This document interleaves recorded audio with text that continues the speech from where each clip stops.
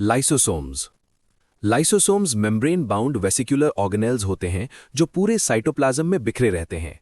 इन्हें Golgi apparatus बनाता है। रफ एंडोप्लाज्मिक रेटिकुलम में जो एंजाइम्स बनते हैं उन्हें गोल्गी अपैरेटस में प्रोसेस और पैक करके छोटे वेसिकल्स का रूप दिया जाता है। फिर ये वेसिकल्स गोल्गी अपैरेटस से अलग यानी पिंच ऑफ होकर लाइसोसोम्स बन जाते हैं। साइटोप्लाज्म के सारे ऑर्गेनेल्स में से लाइसोसोम्स की कवरिंग मेम्ब्रेन सबसे थिक यानी मोटी होती है। ये मेम्ब्रेन बाइलेयर्ड लिपिड मटेरियल से बनी होती है। इसमें बहुत सारे छोटे छोटे ग्रैन्यूल्स होते हैं जिनमें हाइड्रोलिटिक एंजाइम्स भरे होते हैं। Types of lysosomes. लाइसोसोम्स दो तरह के होते हैं। प्राइमरी लाइसोसोम, ये गोल्गी अपैरेटस से अभी अभी अलग हुआ होता है। हाइड्रोलिटिक एंजाइम्स होने के बावजूद ये इनएक्टिव रहता है।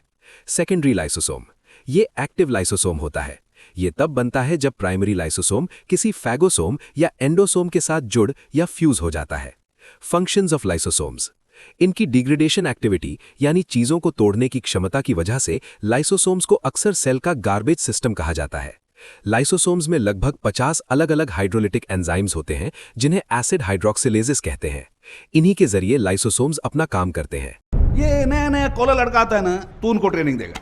ये किडनैपिंग वगैरह का चिरकुट केस अपना डीएसपी पाट कर संभालेगा।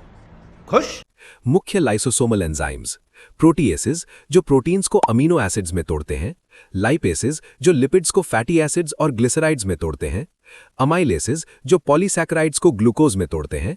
न्यूक्लियसेस जो न्यूक्लिक एसिड्स को मोनोन्यूक्लियोटाइड्स में तोड़ते हैं। Mechanism of lysosomal function. Lysosomes दो तरीकों से काम करते हैं। हेट्रोफेजी, सेल के बाहर से एंडोसाइटोसिस के जरिए आए हुए मटेरियल्स को पचाना। ऑटोफेजी, सेल के अंदर के मटेरियल्स जैसे पुराने या खराब हो चुके ऑर्गेनेल्स का digestion. Specific functions of lysosomes. 1. Degradation of macromolecules. बड़े मॉलिक्यूल्स मैक्रोमोलिक्यूल्स को सेल एंडोसाइटोसिस के जरिए अंदर लेता है। जो बैक्टीरिया फैगोसाइटोसिस से अंदर आते हैं उन्हें फैगोसोम्स या वैक्यूल्स कहते हैं। पिनोसाइटोसिस या रिसेप्टर मीडिएटेड एंडोसाइटोसिस से आने वाले मॉलिक्यूल्स को एंडोसोम्स कहते हैं। प्राइमरी लाइसोसोम इन फैगोसोम्स या एंडोसोम्स के साथ मिलकर सेकेंडरी लाइसोसोम बनाता है। सेकेंडरी लाइसोसोम का पीएच एसिडिक हो जाता है और एंजाइम्स एक्टिव हो जाते हैं। बैक्टीरिया और बाकी मॉलिक्यूल्स को ये एंजाइम्स डाइजेस्ट कर देते हैं। वेस्ट प्रोडक्ट्स वाला ये सेकेंडरी लाइसोसोम सेल मेम्ब्रेन के पास जाकर फ्यूज हो जाता है और एक्सोसाइटोसिस के रास्ते वेस्ट बाहर निकाल देता है। 2. Degradation of worn out organelles. Rough ER पुराने माइटोकॉन्ड्रिया जैसे ऑर्गेनेल्स के चारों तरफ लिपटकर ऑटोफैगोसोम्स बना देता है। एक प्राइमरी लाइसोसोम एक ऑटोफैगोसोम के साथ जुड़कर सेकेंडरी लाइसोसोम बनाता है और एक्टिव एंजाइम्स उसे डाइजेस्ट कर देते हैं। 3. Removal of excess secretory products. Secretory glands के सेल्स में लाइसोसोम्स फालतू बचे हुए सिक्रीटरी ग्रैन्यूल्स को डिग्रेड करके उन्हें खत्म कर देते हैं। 4. Secretory function secretory lysosomes. हाल ही में कुछ सेल्स में, खासकर इम्यून सिस्टम के सेल्स में, ऐसे लाइसोसोम्स मिले हैं जो सिक्रीशन का काम करते हैं। इन्हें सिक्रीटरी लाइसोसोम्स कहते हैं। ये नॉर्मल लाइसोसोम्स और सिक्रीटरी ग्रैन्यूल्स के मिलने से बनते हैं। Examples of secretory lysosomes. Cytotoxic T lymphocytes और एनके सेल्स। ये परफोरिन और ग्रैंजाइम सिक्रीट करते हैं जो वायरली इन्फेक्टेड और ट्यूमर सेल्स को खत्म कर देते हैं। परफोरिन सेल में छेद यानी पोर बना देता है और ग्रैंजाइम्स एपोप्टोसिस के जरिए सेल की डेथ कर देते हैं। मेलानोसाइट्स, इनके सिक्रीटरी लाइसोसोम्स मेलानिन सिक्रीट करते हैं। मास्ट सेल्स, इनके सिक्रीटरी लाइसोसोम्स सेरोटोनिन सिक्रीट करते हैं जो ब्लड वेसल्स को सिकोड़ता यानी वैसोकंस्ट्रिक्टर होता है और इन्फ्लेमेशन पैदा करता है। परोक्सिसोम्स। परोक्सिसोम्स या माइक्रोबॉडीज लाइसोसोम्स की तरह ही मेम्ब्रेन से घिरी हुई थैलियां होती हैं। लाइसोसोम्स के उलट परोक्सिसोम्स एंडोप्लाज्मिक रेटिकुलम से अलग यानी पिंच ऑफ होकर बनते हैं, गोल्गी अपैरेटस से नहीं। परोक्सिसोम्स में कुछ ऑक्सीडेटिव एंजाइम्स होते हैं जैसे कैटलेस, यूरेट ऑक्सीडेस और D amino acid oxidase. Functions of peroxisomes. 1. Fatty acids का ब्रेकडाउन। ये बीटा ऑक्सीडेशन नाम की प्रोसेस से फैटी एसिड्स को तोड़ते हैं। ये परोक्सिसोम्स का सबसे मुख्य काम है। 2. डिटॉक्सिफिकेशन। ये हाइड्रोजन पेरोक्साइड और दूसरे टॉक्सिक मेटाबॉलिक प्रोडक्ट्स को खत्म करते हैं। लिवर के सेल्स में ढेर सारे परोक्सिसोम्स होते हैं क्योंकि लिवर डिटॉक्सिफिकेशन का मेन ऑर्गन है। जब सेल में अल्कोहल या जहर से हाइड्रोजन पेरोक्साइड बनता है तो परोक्सिसोम्स फट जाते हैं और उनके एंजाइम्स इस जहर को और इसे बनाने वाले एंजाइम्स को डिस्ट्रॉय कर देते हैं। 3. ये सेल में ऑक्सीजन यूज होने की मेन जगह यानी साइट है। 4. ये फैट से ग्लूकोज बनाने की प्रोसेस यानी ग्लूकोनियोजेनेसिस को तेज करते हैं। 5. ये प्यूरिन को यूरिक एसिड में तोड़ते हैं। 6. ये माइलिन बनाने में मदद करते हैं। 7. ये बाइल एसिड्स बनाने में रोल निभाते हैं। Centrosome and centrioles. सेंट्रोसोम एक मेम्ब्रेन बाउंड ऑर्गेनेल है जो लगभग सेल के सेंटर में न्यूक्लियस के पास होता है। इसमें 2 सिलिंड्रिकल स्ट्रक्चर्स होते हैं जिन्हें सेंट्रियोल्स कहते हैं, जो प्रोटीन से बने होते हैं। सेल डिवीजन के दौरान क्रोमोसोम्स की मूवमेंट के लिए सेंट्रियोल्स ही जिम्मेदार होते हैं। Secretory vesicles. सिक्रीटरी वेसिकल्स वो ऑर्गेनेल्स हैं जिन पर लिमिटिंग मेम्ब्रेन होती है और इनमें सिक्रीटरी सब्सटेंसेस भरे होते हैं। ये वेसिकल्स एंडोप्लाज्मिक रेटिकुलम में बनते हैं और गोल्गी अपैरेटस में प्रोसेस और पैक किए जाते हैं। ये पूरे साइटोप्लाज्म में मौजूद होते हैं। जब जरूरत होती है ये फट जाते हैं और सिक्रीटरी सब्सटेंसेस साइटोप्लाज्म में रिलीज हो जाते हैं। माइटोकॉन्ड्रियन। माइटोकॉन्ड्रियन प्लूरल माइटोकॉन्ड्रिया एक एनर्जी पैदा करने वाला मेम्ब्रेन बाउंड ऑर्गेनेल है। ये रॉड शेप्ड या ओवल होता है और इसका डायमीटर 0.5 से 1 म्यू होता है। ये एक बाइलेयर्ड मेम्ब्रेन से ढका होता है। आउटर मेम्ब्रेन ये स्मूथ होती है और माइटोकॉन्ड्रियन के सारे कंटेंट्स को घेर कर रखती है। इसमें एसिटाइल कोएंजाइम सिंथेटेज जैसे एंजाइम्स होते हैं। इनर मेम्ब्रेन ये अंदर की तरफ शेल्फ लाइक फोल्ड्स बनाती है जिन्हें क्रिस्टे कहते हैं। क्रिस्टे में रेस्पिरेशन और एटीपी सिंथेसिस के लिए जरूरी एंजाइम्स और प्रोटीन्स होते हैं। इन्हें मिलकर रेस्पिरेटरी चेन या इलेक्ट्रॉन ट्रांसपोर्ट सिस्टम कहा जाता है। रेस्पिरेटरी चेन के कुछ मुख्य proteins succinic dehydrogenase, NADH dehydrogenase, cytochrome oxidase, cytochrome C, ATP synthase. Mitochondrion की अंदर की कैविटी मैट्रिक्स से भरी होती है। माइटोकॉन्ड्रियन साइटोप्लाज्म में फ्रीली मूव कर सकता है और ये खुद को रिप्रोड्यूस भी कर सकता है। इसका अपना DNA होता है जो कई एंजाइमेटिक एक्शंस के लिए जिम्मेदार है। न्यूक्लियस के अलावा माइटोकॉन्ड्रियन ही अकेला ऑर्गेनेल है जिसके पास अपना DNA होता है। Functions of mitochondrion. Production of energy. Mitochondrion को सेल का पावर हाउस या पावर प्लांट कहा जाता है क्योंकि ये सेल के कामों के लिए जरूरी एनर्जी पैदा करता है। खाने के पार्टिकल्स, प्रोटीन्स, कार्ब्स, लिपिड्स के ऑक्सीडेशन से एनर्जी निकलती है जो माइटोकॉन्ड्रिया में स्टोर हो जाती है। जब भी सेल को एनर्जी चाहिए ये एटीपी मॉलिक्यूल्स टूट जाते हैं और एनर्जी मिलती है। एपोप्टोसिस माइटोकॉन्ड्रिया से निकलने वाले साइटोक्रोम C और SMAC/डायब्लो सेल की नेचुरल डेथ यानी एपोप्टोसिस में मदद करते हैं। अदर फंक्शंस इसमें कैल्शियम स्टोर होता है और लिवर में अमोनिया को डिटॉक्सिफाई करने का काम भी होता है। Organelles without limiting membrane. Ribosomes. Ribosomes वो ऑर्गेनेल्स हैं जिन पर कोई लिमिटिंग मेम्ब्रेन नहीं होती।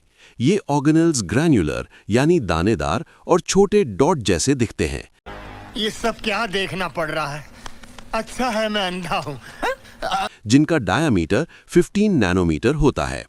राइबोसोम्स 35% प्रोटीन्स और 65% राइबोन्यूक्लिक एसिड यानी RNA से बने होते हैं। राइबोसोम्स में मौजूद RNA को राइबोसोमल RNA यानी rRNA कहते हैं। राइबोसोम्स का मेन काम सेल में प्रोटीन सिंथेसिस यानी प्रोटीन बनाना है। राइबोसोम्स के टाइप्स। राइबोसोम्स 2 तरह के होते हैं। एक, वो राइबोसोम्स जो रफ एंडोप्लाज्मिक रेटिकुलम से जुड़े होते हैं। 2, फ्री राइबोसोम्स जो पूरे साइटोप्लाज्म में बिखरे रहते हैं। राइबोसोम्स के फंक्शंस। प्रोटीन बनाने में उनके बड़े रोल की वजह से राइबोसोम्स को प्रोटीन फैक्ट्रीज कहा जाता है। मैसेंजर RNA यानी mRNA न्यूक्लियस से प्रोटीन बनाने का जेनेटिक कोड लेकर राइबोसोम्स तक आता है। राइबोसोम्स बदले में अमीनो एसिड्स को प्रोटीन की छोटी यूनिट्स में अरेंज करते हैं। रफ ER से जुड़े ribosomes enzymes, hormones, lysosomal proteins और सेल मेम्ब्रेन के प्रोटीन्स बनाने में इन्वॉल्व होते हैं। फ्री राइबोसोम्स हीमोग्लोबिन, पेरोक्सिसोम और माइटोकॉन्ड्रिया के प्रोटीन्स बनाने के लिए जिम्मेदार होते हैं। साइटोस्केलेटन। साइटोस्केलेटन एक सेल्यूलर ऑर्गेनल है जो पूरे साइटोप्लाज्म में मौजूद होता है। ये सेल की शेप डिसाइड करता है और उसे सपोर्ट देता है। ये अलग-अलग साइज के स्ट्रक्चर्स का एक कॉम्प्लेक्स नेटवर्क है। सेल की शेप बनाने के अलावा ये सेल्यूलर मूवमेंट्स और बाहर के स्टिम्युलाई यानी इशारों पर रिस्पॉन्ड देने के लिए भी जरूरी है। साइटोस्केलेटन के 3 मुख्य प्रोटीन कंपोनेंट्स होते हैं। 1, microtubules, 2, intermediate filaments, 3, microfilaments. Microtubules. Microtubules cytoskeleton के बिल्कुल सीधे, खोखले और ट्यूबुलर स्ट्रक्चर्स होते हैं। ये बिना मेम्ब्रेन वाले ऑर्गेनल्स अलग-अलग बंडल्स में अरेंज्ड होते हैं। हर ट्यूब्यूल का डायामीटर 20 से 30 नैनोमीटर होता है। इनकी लेंथ बदलती रहती है और ये अपनी मोटाई से 1000 गुना ज्यादा लंबे हो सकते हैं। स्ट्रक्चर के हिसाब से माइक्रोट्यूब्यूल्स ट्यूबुलिन नाम के ग्लोब्यूलर प्रोटीन के बंडल से बने होते हैं। फिगर 1.7। ट्यूबुलिन के दो सब यूनिट्स होते हैं, अल्फा सब यूनिट और बीटा सब यूनिट। माइक्रोट्यूब्यूल्स के फंक्शंस। माइक्रोट्यूब्यूल्स अकेले भी काम कर सकते हैं या दूसरे प्रोटीन्स के साथ मिलकर सिलिया, फ्लैजिला या सेंट्रियोल्स जैसे कॉम्प्लेक्स स्ट्रक्चर्स बना सकते हैं।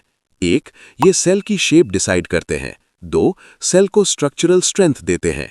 3. ये कन्वेयर बेल्ट्स की तरह काम करते हैं जिससे ग्रैन्यूल्स, वेसिकल्स, प्रोटीन्स और माइटोकॉन्ड्रिया जैसे ऑर्गेनल्स सेल के अलग अलग हिस्सों तक मूव कर पाते हैं। 4. ये स्पिंडल फाइबर्स बनाते हैं जो माइटोसिस यानी सेल डिवीजन के दौरान क्रोमोसोम्स को अलग करते हैं। 5. ये सेंट्रियोल्स और सिलिया जैसे कॉम्प्लेक्स स्ट्रक्चर्स की मूवमेंट के लिए जिम्मेदार हैं। Intermediate filaments.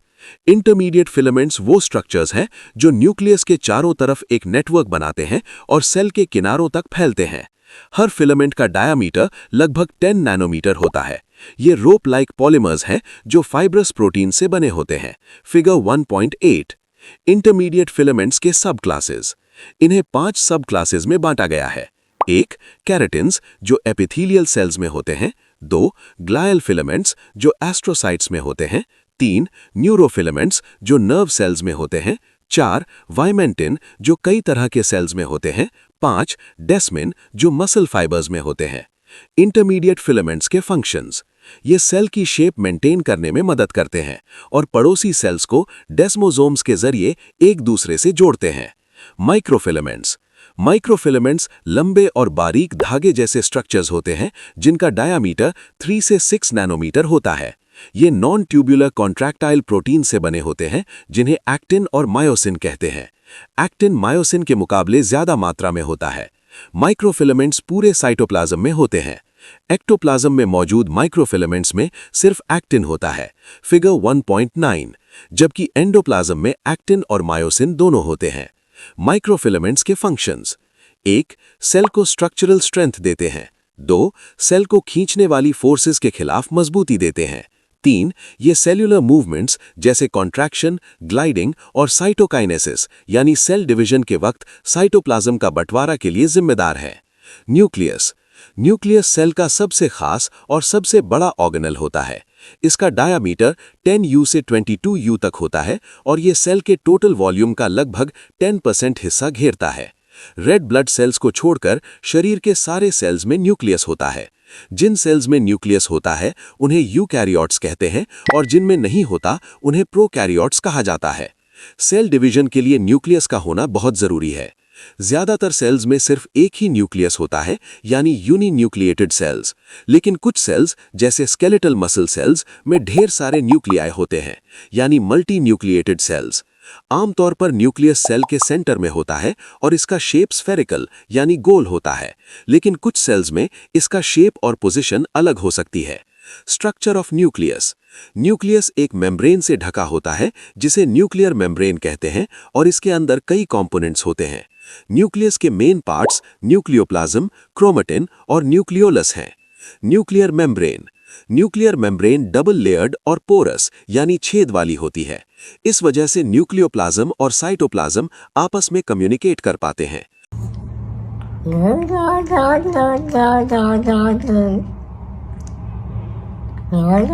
इसकी बाहर वाली लेयर एंडोप्लाज्मिक रेटिकुलम की मेम्ब्रेन के साथ जुड़ी होती है। इन दो लेयर्स के बीच का खाली स्पेस ER के लूमेन के साथ कंटिन्यूअस होता है। न्यूक्लियर पोर्स पर प्रोटीन मॉलिक्यूल्स की लाइनिंग होती है।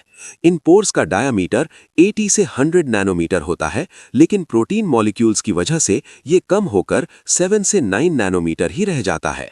इन्हीं पोर्स के रास्ते मटेरियल्स का एक्सचेंज होता है। न्यूक्लियोप्लाज्म। न्यूक्लियोप्लाज्म एक बहुत गाढ़ा विस्कस फ्लूइड है जो न्यूक्लियस का ग्राउंड सब्सटेंस बनाता है। ये न्यूक्लियस के बाहर मौजूद साइटोप्लाज्म जैसा ही होता है। न्यूक्लियोप्लाज्म क्रोमेटिन और न्यूक्लियोलस को घेर कर रखता है। इसमें प्रोटीन्स का एक नेटवर्क होता है जिसे न्यूक्लियर मैट्रिक्स कहते हैं और कई एंजाइम्स और न्यूक्लियोटाइड्स होते हैं। न्यूक्लियोप्लाज्म के सॉल्युबल लिक्विड पार्ट को न्यूक्लियर हाइलोप्लाज्म कहा जाता है। क्रोमेटिन। क्रोमेटिन धागे जैसा मटेरियल है जो DNA के बड़े मॉलिक्यूल से बनता है। DNA मॉलिक्यूल्स को हिस्टोन नाम के खास प्रोटीन की मदद से टाइट पैक किया जाता है। इसीलिए क्रोमेटिन को DNA हिस्टोन कॉम्प्लेक्स भी कहते हैं। डीएनए एक डबल हेलिक्स है जो 8 हिस्टोन मॉलिक्यूल्स के कोर पर लपटा होता है, जिसे न्यूक्लियोसोम कहते हैं। न्यूक्लियोसोम्स आपस में जुड़कर क्रोमेटिन फाइबर बनाते हैं। सेल डिवीजन से ठीक पहले यही क्रोमेटिन सिकुड़कर यानी कंडेंस होकर क्रोमोसोम बन जाता है। क्रोमोसोम्स क्रोमोसोम रॉड के जैसा स्ट्रक्चर होता है जिसमें स्पीशीज की सारी खानदानी क्वालिटीज यानी हेरिडिटरी क्वालिटीज का ब्लूप्रिंट होता है। ब्लूप्रिंट क्या है? ब्लूप्रिंट मैं आपको कैमरे पे अभी कैसे बताऊं, ये तो बहुत ही निजी चीज है और मैं इसमें प्लान। एक क्रोमोसोम एक सिंगल डीएनए मॉलिक्यूल और हिस्टोन से बनता है। हर डीएनए में ढेर सारे जीन्स होते हैं। आमतौर पर माइक्रोस्कोप में क्रोमोसोम्स नहीं दिखते, ये सिर्फ सेल डिवीजन के वक्त ही दिखाई देते हैं, क्योंकि तब डीएनए बहुत टाइटली पैक हो जाता है। रिप्रोडक्टिव सेल्स को छोड़कर बॉडी के सारे डिवाइडिंग सेल्स में 23 पेयर्स यानी जोड़े क्रोमोसोम्स होते हैं। हर पेयर में एक माँ से और एक बाप से आता है। इन्हें डिप्लॉइड सेल्स कहते हैं। रिप्रोडक्टिव सेल्स यानी गैमीट्स या सेक्स सेल्स में सिर्फ 23 सिंगल क्रोमोसोम्स होते हैं, जिन्हें हैप्लॉइड सेल्स कहा जाता है।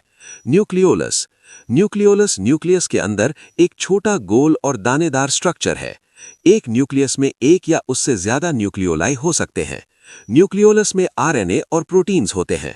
5 अलग-अलग पेयर्स के क्रोमोसोम्स आरएनए बनाते हैं जो यहाँ स्टोर होता है। बाद में यही आरएनए राइबोसोम्स के सब यूनिट्स बनाते हैं। ये सब यूनिट्स न्यूक्लियर पोर्स से निकलकर साइटोप्लाज्म में जाते हैं और वहाँ मिलकर राइबोसोम्स बनाते हैं, जो प्रोटीन बनाने के लिए जरूरी है। फंक्शंस ऑफ न्यूक्लियस का मुख्य काम सेल की एक्टिविटीज को कंट्रोल करना और खानदानी मटेरियल को संभाल कर रखना है। न्यूक्लियस के फंक्शंस: 1. सेल की सारी एक्टिविटीज जैसे मेटाबॉलिज्म, प्रोटीन सिंथेसिस, ग्रोथ और रिप्रोडक्शन यानी सेल डिवीजन को कंट्रोल करना। 2. आरएनए बनाना। 3. राइबोसोम्स के सब यूनिट्स बनाना। 4. मैसेंजर आरएनए के जरिए साइटोप्लाज्म को प्रोटीन बनाने के लिए जेनेटिक इंस्ट्रक्शंस भेजना। 5. जीन्स के जरिए सेल डिवीजन को कंट्रोल करना। 6. हेरिडिटरी इंफॉर्मेशन यानी जीन्स में स्टोर करना और इसे एक पीढ़ी से दूसरी पीढ़ी तक पहुंचाना। डीऑक्सीराइबोन्यूक्लिक एसिड यानी डीएनए। डीऑक्सीराइबोन्यूक्लिक एसिड यानी डीएनए एक न्यूक्लिक एसिड है जो किसी जीव यानी ऑर्गेनिज्म की जेनेटिक इंफॉर्मेशन को उसकी अगली पीढ़ी यानी ऑफस्प्रिंग तक ले जाता है। डीएनए खानदानी गुणों यानी हेरिडिटरी कैरेक्टर्स का केमिकल बेसिस बनाता है। राइबोसोम्स में प्रोटीन्स कैसे बनेंगे, इसका पूरा इंस्ट्रक्शन इसी में होता है। जीन डीएनए मॉलिक्यूल का ही एक हिस्सा होता है। डीएनए सेल के न्यूक्लियस यानी क्रोमोसोम और माइटोकॉन्ड्रिया में मौजूद होता है। न्यूक्लियस वाला डीएनए आरएनए बनाने के लिए जिम्मेदार होता है, जो बदले में राइबोसोम्स द्वारा प्रोटीन सिंथेसिस को रेगुलेट करता है। माइटोकॉन्ड्रिया में मिलने वाले डीएनए को नॉन क्रोमोसोमल डीएनए कहा जाता है। Structure of DNA. डीएनए एक double stranded complex nucleic acid है। ये डीऑक्सीराइबोस शुगर, फास्फोरिक एसिड और 4 तरह के बेसिस से बनता है। हर डीएनए मॉलिक्यूल में 2 पॉलीन्यूक्लियोटाइड चेन्स होती हैं, जो एक दूसरे के चारों तरफ डबल हेलिक्स के रूप में लिपटी यानी ट्विस्टेड होती हैं। इन चेन्स का ढांचा यानी बैकबोन डीऑक्सीराइबोस शुगर और फॉस्फेट से बनता है। दोनों चेन्स आपस में ऑर्गेनिक बेसिस के जरिए जुड़ी होती हैं। फिगर 1.10।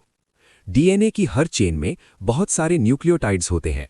हर न्यूक्लियोटाइड इन 3 चीजों से बनता है: डीऑक्सीराइबोस यानी शुगर, फॉस्फेट और ऑर्गेनिक यानी नाइट्रोजनस बेसिस जो नीचे दिए गए हैं: प्यूरीन्स, एडेनिन ए और ग्वानिन जी, पायरिमिडीन्स, थाइमीन टी और साइटोसिन सी।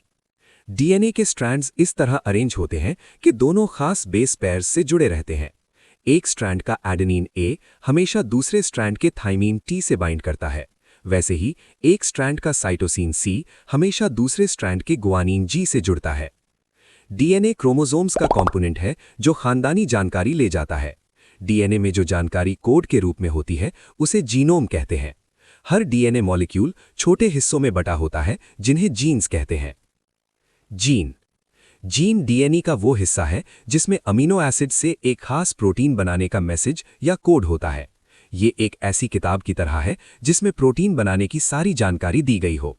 जीन को सेल की बेसिक हेरिडिटरी यूनिट माना जाता है। डीएनए के न्यूक्लियोटाइड में लगातार आने वाले 3 बेस पेयर्स को मिलाकर ट्रिपलेट या कोडॉन कहते हैं। हर कोडॉन एक अमीनो एसिड के लिए इंफॉर्मेशन यानी कोड वर्ड बनाता है। टोटल 20 अमीनो एसिड्स होते हैं और हर एक के लिए अलग कोड होता है। एग्जाम्पल के लिए ट्रिपलेट CCA ग्लाइसिन का कोड है और GGC प्रोलीन का कोड है। इस तरह हर जीन राइबोसोम्स में बनने वाले एक खास प्रोटीन के लिए कोड वर्ड का काम करता है। Genetic disorders. जेनेटिक डिसऑर्डर वो बीमारी है जो किसी व्यक्ति के जेनेटिक मटेरियल यानी जीनोम में खराबी या एबनॉर्मैलिटी की वजह से होती है। ये या तो खानदानी होती हैं या जीन्स में किसी डिफेक्ट की वजह से होती हैं। जीन डिसऑर्डर्स के कारण जेनेटिक वेरिएशन, जब जीन का कोई अलग फॉर्म मौजूद हो। जेनेटिक म्यूटेशन, म्यूटेशन का मतलब है नेचर, फॉर्म या क्वालिटी में बदलाव। जेनेटिक म्यूटेशन से DNA सीक्वेंस बदल जाता है जिससे नए कैरेक्टर्स पैदा हो जाते हैं। Classification of genetic disorders. इन्हें 4 मुख्य टाइप्स में बांटा गया है। 1. Single gene disorders. इन्हें मेंडेलियन या मोनोजेनिक डिसऑर्डर्स भी कहते हैं।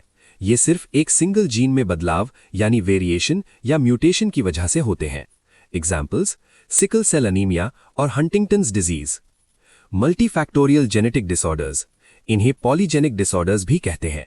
ये माहौल यानी एनवायरमेंटल फैक्टर्स और बहुत सारे जीन्स में म्यूटेशन के मेल से होते हैं। Examples coronary heart disease, Alzheimer's, arthritis और डायबिटीज। 3. Chromosomal disorders. ये क्रोमोसोम्स में खराबी की वजह से होते हैं। इन्हें क्रोमोसोमल एबनॉर्मैलिटी या एबरेशन भी कहा जाता है। इससे शारीरिक यानी फिजिकल या दिमागी खराबियां हो सकती हैं।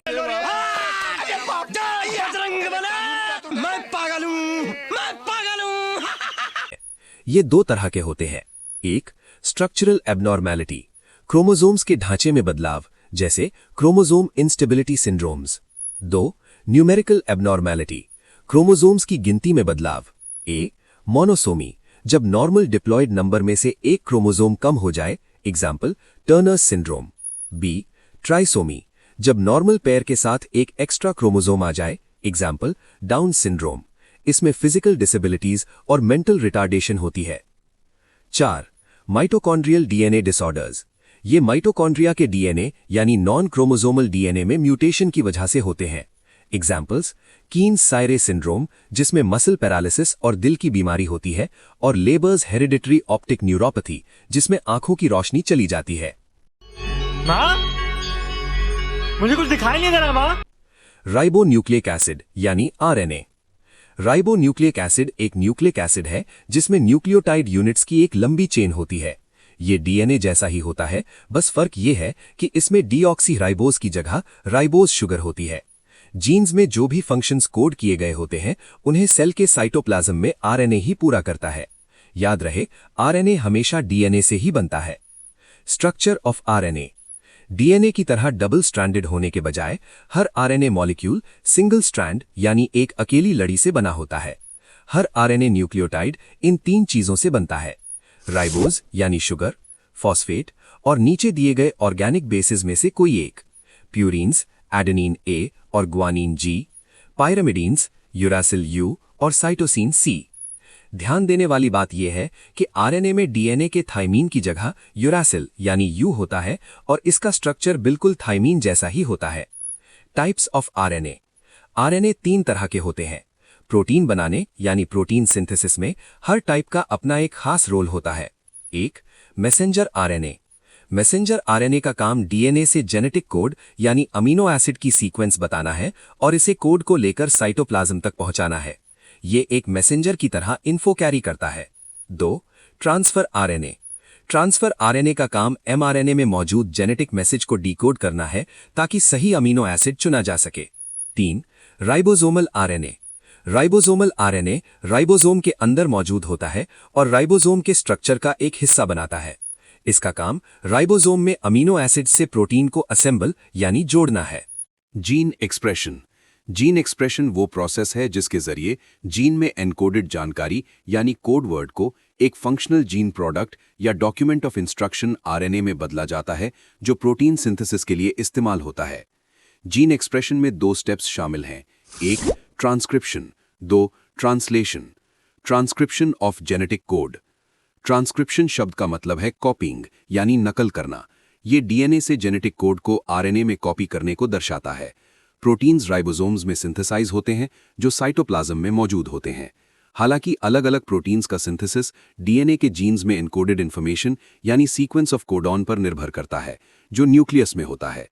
क्योंकि डीएनए एक मैक्रोमॉलिक्यूल है, ये न्यूक्लियर मेम्ब्रेन के पोर्स से गुजरकर साइटोप्लाज्म में नहीं जा सकता, लेकिन डीएनए की इन्फॉर्मेशन राइबोसोम तक भेजी जानी चाहिए। इसलिए जीन को एमआरएनए में ट्रांसक्राइब यानी कॉपी करना पड़ता है, जो डीएनए से डेवलप होता है। इस तरह प्रोटीन सिंथेसिस का पहला स्टेज जेनेटिक कोड का ट्रांसक्रिप्शन है, जो न्यूक्लियस के अंदर होता है। इसमें एमआरएनए का बनना और साथ ही साथ डीएनए से एमआरएनए में इन्फॉर्मेशन का कॉपीइंग या ट्रांसफर शामिल है। एमआरएनए न्यूक्लियस से साइटोप्लाज्म में जाता है और राइबोसोम को एक्टिवेट करता है, जिसके परिणाम स्वरूप प्रोटीन सिंथेसिस होता है। डीएनए से एमआरएनए का बनना आरएनए पॉलीमरेज एंजाइम द्वारा फैसिलिटेट किया जाता है। Translation of genetic code. Translation वो प्रोसेस है जिसके द्वारा प्रोटीन सिंथेसिस सेल के राइबोसोम में होता है, उन जेनेटिक इंस्ट्रक्शंस के निर्देश या डायरेक्शन में जो एमआरएनए द्वारा डीएनए से लाई जाती हैं। या ये वो प्रोसेस है जिसके द्वारा राइबोसोम एमआरएनए को रीड करता है ताकि प्रोटीन प्रोड्यूस हो सके। इसमें दो और तरह के आरएनए का रोल शामिल है, यानी टीआरएनए और आरआरएनए। एमआरएनए न्यूक्लियस से निकलकर साइटोप्लाज्म में जाता है। अब राइबोसोम्स का एक ग्रुप, जिसे पॉलीसोम कहते हैं, एमआरएनए से जुड़ जाता है। एमआरएनए में कोडॉन्स का सीक्वेंस एक्सपोज होता है और उसे टीआरएनए के कॉम्प्लीमेंट्री सीक्वेंस ऑफ बेस द्वारा पहचाना जाता है। कॉम्प्लीमेंट्री सीक्वेंस ऑफ बेस को एंटीकोडॉन कहा जाता है। एंटीकोडॉन के बेसिस के सीक्वेंस के मुताबिक अलग अलग अमीनो एसिड्स को साइटोप्लाज्म से राइबोसोम तक टीआरएनए द्वारा ट्रांसपोर्ट किया जाता है, जो एक कैरियर का काम करता है। आरआरएनए की मदद से अमीनो एसिड से प्रोटीन मॉलिक्यूल्स को असेंबल किया जाता है। प्रोटीन सिंथेसिस उन राइबोसोम्स में होता है जो रफ एंडोप्लाज्मिक रेटिकुलम से जुड़े होते हैं। Growth factors. Growth factors proteins होते हैं जो सेल सिग्नलिंग मॉलिक्यूल्स की तरह एक्ट करते हैं, जैसे साइटोकाइन्स और हार्मोन्स। ये फैक्टर्स टारगेट सेल के स्पेसिफिक सरफेस रिसेप्टर्स के साथ बाइंड करते हैं और उन सेल्स के प्रोलिफरेशन, डिफरेंशिएशन या मैचुरेशन को एक्टिवेट करते हैं। अक्सर ग्रोथ फैक्टर टर्म को साइटोकाइन टर्म के साथ इंटरचेंजेबल यानी एक दूसरे की जगह यूज किया जाता है, लेकिन ग्रोथ फैक्टर्स साइटोकाइन से अलग होते हैं। ग्रोथ फैक्टर्स बढ़ते हुए टिश्यूज के सेल्स पर एक्ट करते हैं, लेकिन साइटोकाइन्स इम्यून सिस्टम के सेल्स और हीमोपोएटिक सेल्स से संबंधित होते हैं। बहुत सारे ग्रोथ फैक्टर्स पहचाने गए हैं। नोन ग्रोथ फैक्टर्स ये हैं: 1. Platelet derived growth factor PDGF, 2. Colony stimulating factors CSF, 3. Nerve growth factors NGF, 4. Neurotrophins, 5. Erythropoietin, 6. Thrombopoietin, 7. Insulin like growth factors IGF, 8. Epidermal growth factor, ये केराटिनोसाइट्स और फाइब्रोब्लास्ट्स में होता है, ये हेयर फॉलिकल्स और cancer cells की ग्रोथ को रोकता है। 9. Basic fibroblast growth factor, blood vessels में मौजूद होता है, ये नए ब्लड वेसल्स के बनने से संबंधित है। 10. मायोस्टैटिन, स्केलेटल मसल फाइबर्स में होता है, ये स्केलेटल मसल ग्रोथ को कंट्रोल करता है। 11. ट्रांसफॉर्मिंग ग्रोथ फैक्टर्स टीजीएफ, ये ट्रांसफॉर्मिंग सेल्स यानी सेल्स जो डिफरेंशिएशन से गुजर रहे हैं और ट्यूमर्स या कैंसरस टिश्यूज में बड़ी मात्रा में होता है। टीजीएफ दो तरह के होते हैं। टीजीएफ अल्फा ब्रेन, केराटिनोसाइट्स और मैक्रोफेजेस में सिक्रीट होता है, ये एपिथेलियल सेल्स की ग्रोथ और वूंड हीलिंग से संबंधित है। TGF beta hepatic cells, T lymphocytes, B lymphocytes, macrophages और मास्ट सेल्स द्वारा सिक्रीट होता है। जब एडल्ट्स में लिवर मैक्सिमम साइज पा लेता है तो ये हिपैटिक सेल्स के प्रोलिफरेशन को रोककर लिवर ग्रोथ को कंट्रोल करता है। टीजीएफ बीटा इम्यूनोसप्रेशन भी करता है। Cell death. सेल डेथ दो अलग प्रोसेसेस के जरिए होती है, एक apoptosis, 2 necrosis. Apoptosis.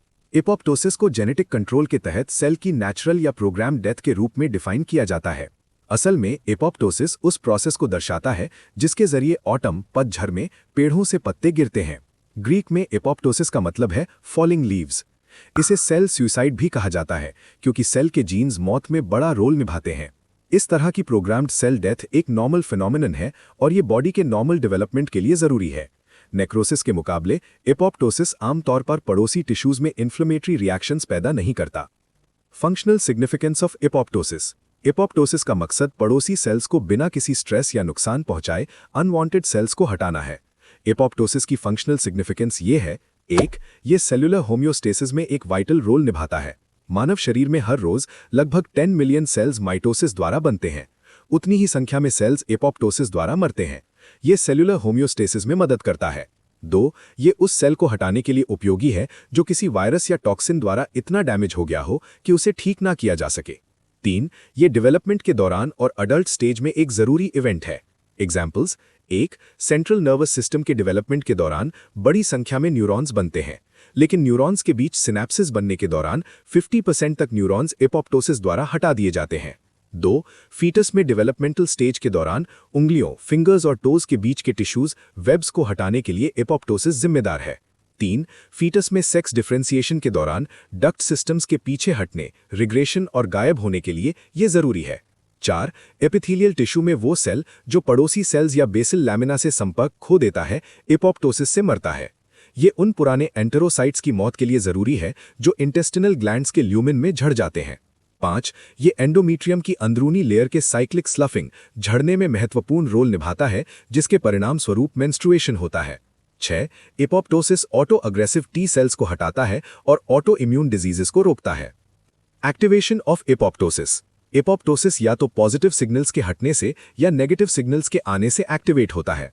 Withdrawal of positive signals. Positive signals वो सिग्नल्स हैं जो ज्यादातर सेल्स के लंबे समय तक सर्वाइवल के लिए जरूरी होते हैं। पॉजिटिव सिग्नल्स लगातार दूसरे सेल्स या कुछ केमिकल स्टिमुलेंट्स द्वारा प्रोड्यूस किए जाते हैं। केमिकल स्टिमुलेंट्स के सबसे अच्छे एग्जाम्पल्स हैं: 1. नर्व ग्रोथ फैक्टर्स, न्यूरॉन्स के लिए।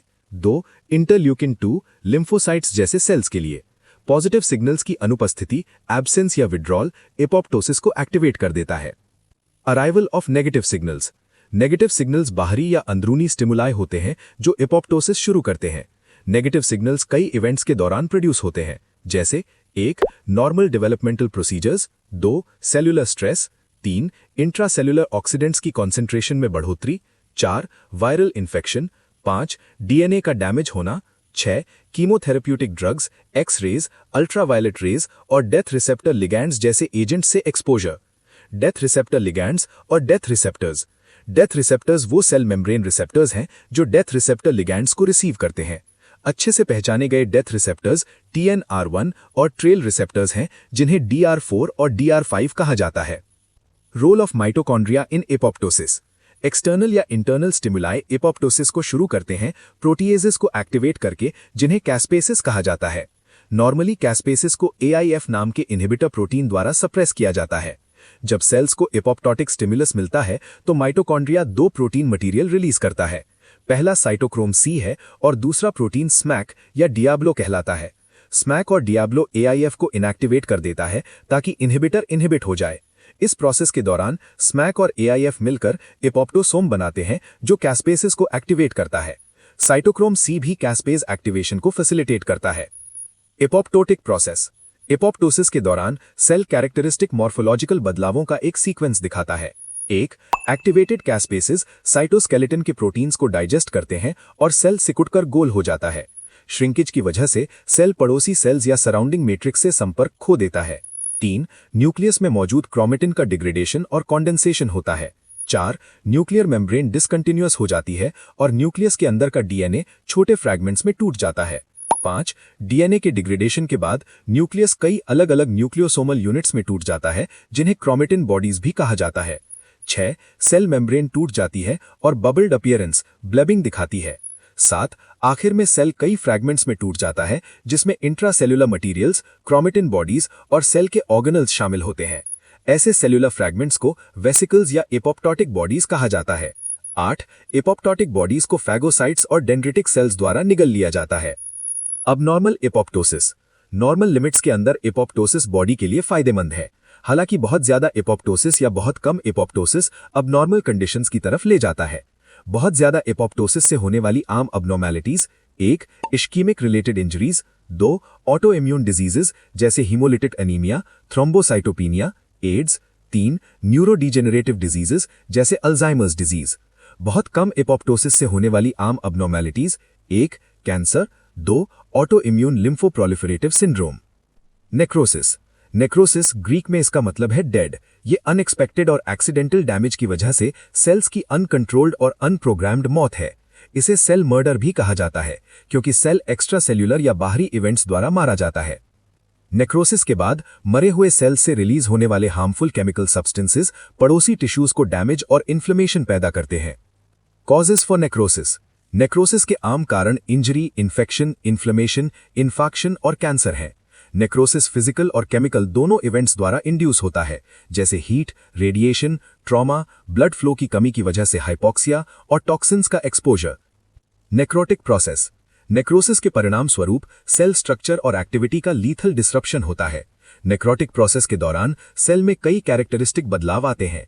1. सेल फूलता है, जिससे सेल मेम्ब्रेन डैमेज हो जाती है और मेम्ब्रेन में कई छेद दिखने लगते हैं। 2. इंट्रासेलुलर कंटेंट्स बाहर के एनवायरनमेंट में लीक हो जाते हैं। 3. इंट्रासेलुलर एनवायरनमेंट बदल जाता है।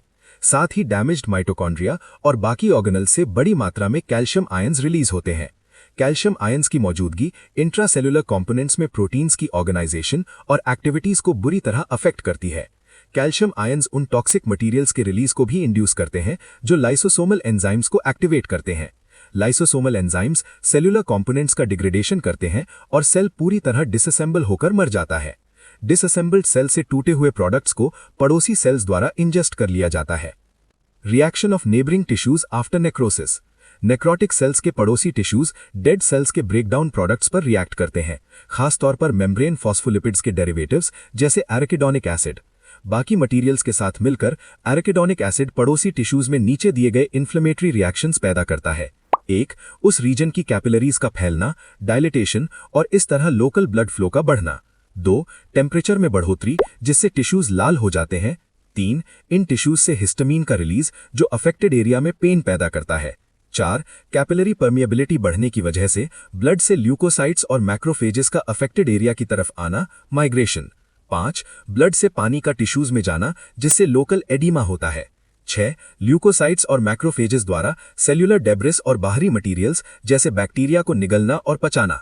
7. इम्यून सिस्टम का एक्टिवेशन, जिसके परिणाम स्वरूप बाहरी मटीरियल्स का रिमूवल।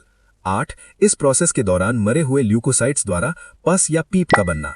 अंत में उस एरिया में टिश्यू ग्रोथ और wound healing. Cell adaptation. Cell adaptation का मतलब है उन बदलावों से जो एक सेल अपने एनवायरनमेंट के बदलावों के रिस्पॉन्स में करता है। सेल का नॉर्मल काम हमेशा स्ट्रेस, केमिकल एजेंट्स, बीमारियों और एनवायरमेंटल खतरों की वजह से खतरे में रहता है। फिर भी सेल एडेप्टेशन की मदद से सर्वाइव करता है और अपना काम जारी रखता है। सिर्फ बहुत ज्यादा एक्सट्रीम कंडीशंस में ही सेल इन खतरनाक फैक्टर्स का सामना नहीं कर पाता, जिससे सेल तबाह हो जाता है और उसकी मौत हो जाती है। सेल्यूलर एडेप्टेशन नीचे दिए गए तरीकों से होता है। Number 1 atrophy, number 2 hypertrophy, number 3 hyperplasia, number 4 dysplasia, number 5 metaplasia. Atrophy. Atrophy का मतलब है सेल के साइज में कमी होना। जब बहुत सारे सेल्स की एट्रोफी होती है तो उस टिश्यू, ऑर्गन या बॉडी पार्ट का साइज छोटा हो जाता है या वो वेस्ट होने लगता है। एट्रोफी के कारण 1 सही पोषण न मिलना, 2 ब्लड सप्लाई की कमी, 3 वर्कलोड या एक्सरसाइज की कमी, 4 नर्व्स या हार्मोन्स का कंट्रोल खोना, 5 टिश्यू या ऑर्गन की अपनी कोई अंदरूनी बीमारी। एट्रोफी के टाइप्स ये 2 तरह की होती है, फिजियोलॉजिकल एट्रोफी और पैथोलॉजिकल एट्रोफी। फिजियोलॉजिकल, बचपन में थाइमस ग्लैंड का छोटा होना और जवानी में टॉन्सिल्स का छोटा होना इसके एग्जाम्पल्स हैं। पैथोलॉजिकल, ये आमतौर पर skeletal muscle, cardiac muscle, sex organs और ब्रेन में देखी जाती है। हाइपरट्रोफी। हाइपरट्रोफी का मतलब है सेल के साइज में बढ़त होना। जब बहुत सारे सेल साइज में बढ़ते हैं तो ऑर्गन या बॉडी पार्ट फूल जाता है या ओवरग्रो कर जाता है। हाइपरट्रोफी 3 तरह की होती है। 1 फिजियोलॉजिकल हाइपरट्रोफी, वर्कलोड या एक्सरसाइज बढ़ने की वजह से साइज बढ़ना। मस्कुलर हाइपरट्रोफी, स्ट्रेंथ ट्रेनिंग से स्केलेटल मसल्स का बल्क बढ़ना। वेंट्रिकुलर हाइपरट्रोफी, दिल की मसल्स का साइज बढ़ना। ये तभी फायदेमंद है अगर एक्सरसाइज की वजह से हो। 2 पैथोलॉजिकल हाइपरट्रोफी, बीमारियों के रिस्पॉन्स में सेल का साइज बढ़ना। एग्जाम्पल, हाई ब्लड प्रेशर की वजह से हार्ट के वेंट्रिकल्स का साइज बढ़ना क्योंकि उनका वर्कलोड बढ़ जाता है। 3 कॉम्पेंसेटरी हाइपरट्रोफी, जब एक ऑर्गन काम करना बंद कर दे या नुकसान पहुंचे तो उसकी भरपाई करने के लिए दूसरे ऑर्गन के सेल्स का साइज बढ़ जाना। एग्जाम्पल, एक किडनी खराब होने पर दूसरी किडनी का साइज बढ़ जाना। हाइपरप्लेजिया। हाइपरप्लेजिया का मतलब है सेल डिवीजन यानी माइटोसिस बढ़ने की वजह से सेल्स की गिनती यानी नंबर में बढ़त होना। इसे सेल मल्टीप्लिकेशन भी कहते हैं। इससे ऑर्गन बड़ा हो जाता है। हाइपरप्लेजिया में सिर्फ नॉर्मल सेल्स ही डिवाइड होते हैं। ये 3 तरह की होती है। 1 फिजियोलॉजिकल हाइपरप्लेजिया, बॉडी के रूटीन बदलावों का एक temporary response. Example, menstrual cycle के दौरान यूट्रस में एंडोमीट्रियल सेल्स की गिनती बढ़ना। 2. कॉम्पेंसेटरी हाइपरप्लेजिया, किसी ऑर्गन के डैमेज्ड या हटाए गए सेल्स की जगह नए सेल्स का आना। ये लिवर में बहुत आम है। अगर लिवर का कुछ हिस्सा ऑपरेशन से हटा दिया जाए तो नए सेल्स बनकर लिवर को फिर से पूरा कर देते हैं। 3. पैथोलॉजिकल हाइपरप्लेजिया, हार्मोन्स के एबनॉर्मल बढ़ने की वजह से सेल्स का बढ़ना। इसे हार्मोनल हाइपरप्लेजिया भी कहते हैं। एग्जाम्पल, जाइगैंटिज्म में ग्रोथ हार्मोन ज्यादा निकलने से बॉडी की ओवरग्रोथ हो जाती है। डिस्प्लेजिया, डिस्प्लेजिया वो कंडीशन है जिसमें सेल के साइज, शेप और ऑर्गेनाइजेशन में एबनॉर्मल बदलाव आते हैं। इसे असली एडेप्टेशन नहीं माना जाता और इसे हाइपरप्लेजिया से जुड़ा हुआ समझा जाता है।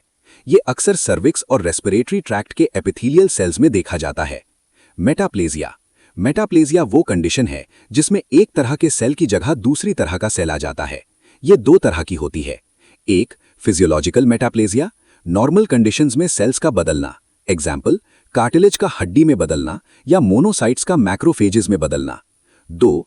पैथोलॉजिकल मेटाप्लेजिया, लगातार खतरनाक स्टिमुलाई के संपर्क में रहने से सेल्स का हमेशा के लिए बदल जाना। एग्जाम्पल, लगातार स्मोकिंग करने से सांस की नली के normal ciliated columnar cells non ciliated squamous cells में बदल जाते हैं जो म्यूकस नहीं बना पाते। अगर स्मोकिंग जारी रही तो ये सेल्स कैंसरस भी बन सकते हैं। सेल डिजेनरेशन, सेल डिजेनरेशन एक ऐसी प्रोसेस है जिसमें सेल्स को साइटोप्लाज्मिक लेवल पर नुकसान पहुंचता है लेकिन उनका न्यूक्लियस ठीक रहता है। इस डिजेनरेशन की वजह से किसी टिश्यू या ऑर्गन का काम करने का ढंग बिगड़ सकता है। ये अक्सर उन ऑर्गन्स में होता है जो मेटाबॉलिकली बहुत एक्टिव होते हैं, जैसे लिवर, हार्ट और किडनी।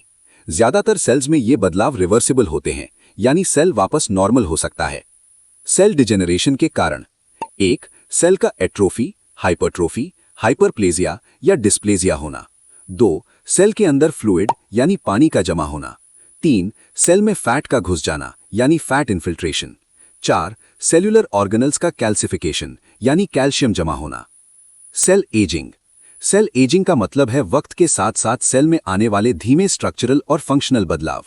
अब यह माना जाता है कि सेल एजिंग तब होती है जब सेल पुराने होने पर उसके डीएनए, आरएनए, प्रोटीन्स और लिपिड्स डैमेज होने लगते हैं। जब ये डैमेज बढ़ जाता है तो सेल का काम कम हो जाता है, जिससे बॉडी के ऑर्गन्स कमजोर होने लगते हैं। आखिरकार सेहत गिरने लगती है और मौत हो जाती है। इस तरह सेल एजिंग ही बॉडी की हेल्थ और उम्र यानी लाइफ स्पैन तय करती है। स्टेम सेल्स, स्टेम सेल्स वो प्राइमरी सेल्स होते हैं जो माइटोटिक डिवीजन के जरिए खुद को दोबारा बना सकते हैं और अलग अलग स्पेशलाइज्ड सेल्स जैसे मसल या नर्व सेल्स में बदल सकते हैं। ये सेल्स बॉडी के रिपेयर सिस्टम की तरह काम करते हैं और सभी मल्टीसेल्युलर ऑर्गेनिजम्स में मिलते हैं। Types of stem cells, stem cells दो तरह के होते हैं। 1. एम्ब्रियोनिक स्टेम सेल्स जो एम्ब्रियो से मिलते हैं। 2. अडल्ट स्टेम सेल्स जो अडल्ट से मिलते हैं। 1. एम्ब्रियोनिक स्टेम सेल्स, ये ब्लास्टोसिस्ट यानी एम्ब्रियो की शुरुआती स्टेज जो फर्टिलाइजेशन के 4 से 5 दिन बाद बनती है के इनर सेल मास से लिए जाते हैं। इनमें दो बड़ी खूबियां होती हैं। 1. सेल्फ रिन्यूअल कैपेसिटी, खुद की संख्या बढ़ाने की क्षमता। 2. प्लूरिपोटेंट नेचर, ये बॉडी की तीनों लेयर्स एक्टोडर्मल, एंडोडर्मल और मीसोडर्मल के किसी भी तरह के सेल में बदल सकते हैं। इस वजह से इनका यूज बीमारियों को ठीक करने या डैमेज्ड टिश्यूज को रिप्लेस करने के लिए किया जा सकता है। जैसे डायबिटीज के इलाज के लिए रिसर्च चल रही है। लेकिन इनके साथ एथिकल इश्यूज जुड़े हैं, क्योंकि स्टेम सेल्स लेने के लिए एम्ब्रियो को डिस्ट्रॉय करना पड़ता है। अम्बिलिकल कॉर्ड ब्लड से स्टेम सेल्स, ये प्लेसेंटा या अम्बिलिकल कॉर्ड से लिए जाते हैं। इनके यूज में कोई एथिकल इशू नहीं है, क्योंकि इससे बच्चे, फीटस की जान को कोई खतरा नहीं होता। आजकल इनका यूज लगभग 70 बीमारियों के इलाज में हो रहा है। 2.